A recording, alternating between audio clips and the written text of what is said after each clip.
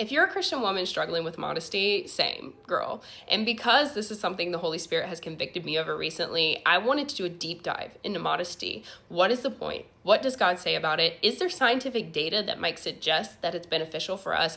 And finally, what are some easy, practical ways that we could overcome the underlying sin that exists that might lead us to immodesty, things like pride, lust, vanity, even identity confusion? There's a popular trend going around on TikTok now where a girl will post a photo and say, I can't wait to wear this outfit in the summer. You scroll over and it's a photo of her in a bikini. As a woman, we might want to post something like that, but as a daughter of the King, we need to know why we shouldn't. Just like any roadblock in a Christian's life, I think it's important to ask ourselves, why is this difficult for us? Why do we feel inclined to dress provocatively or show off our body online? Well, part of it has to do with what Paul said in 1 Corinthians. Be not conformed to this world, but be transformed by the renewing of your mind. In first century Greco-Roman culture, when Paul was writing this, modesty was the norm. To dress scantily was considered shameful, and it was mostly practiced by pagan women. But now, we have OnlyFans models who claim to be Christians. In today's world, it's considered normal and acceptable to post your semi, nearly, or completely nude body online and flaunt it in public. Why though? Well, obviously there's money to be made.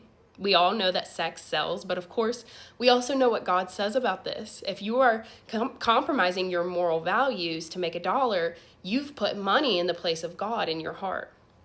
But there are other reasons. Some of us don't make a dime, so why do we do it? We are motivated by pride.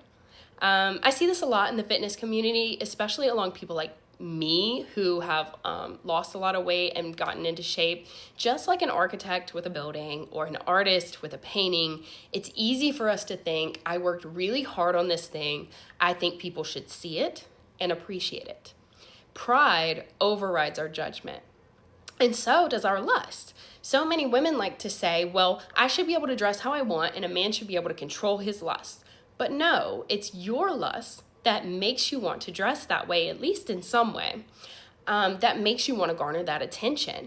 And the truth is, a man lusting over you will never be the compliment that you think it is. In Romans 14:13, Paul clearly instructs us never to be a stumbling block to another Christian.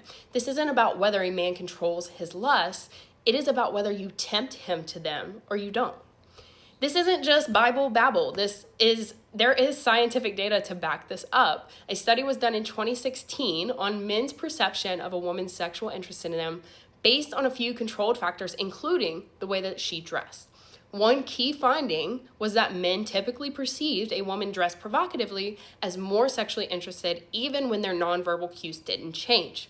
I'm sure that this is not a surprise to you, but as Christians, we know God's perfect design for sex and marriage. So why would we want to invite in the thing that we are actively trying to abstain from?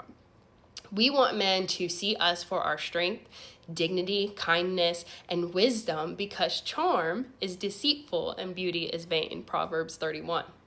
A big problem with culture today is that we confuse lust for connection. We are flattered by someone admiring our body when what we really want is someone to admire our soul. It's just like I talked about in my video on sexual promiscuity. We trade in the thing that we want for a cheaper version to satisfy us more quickly. So what can we do? The first thing that we can do is dress to accentuate our hearts rather than our bodies. When you look in the mirror, can you say, is this honoring to God or is it boasting me?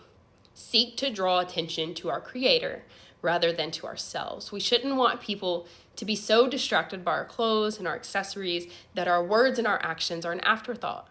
Before you do like an extreme makeup look or put on thousands of dollars of jewelry, remind yourself, where do you want people's attention to be when they see you? And when it comes to posting online, ask the same things. Ask yourself, do I want people to be praising me or do I want people to be praising God? Remember that your body is a blessing from the Lord. But as Paul says in 1 Corinthians, it isn't yours. As a Christian, you were bought with a price. Jesus gave his life as a ransom for you. Your goal, therefore, is to honor him in everything, from the way that you talk to the way that you act, and yes, even the way that you dress. Not to elevate yourself. And remember to always go to God in prayer when you're trying to overcome a sin, and seek wise counsel from the godly women in your life, and that will also do you a lot of good.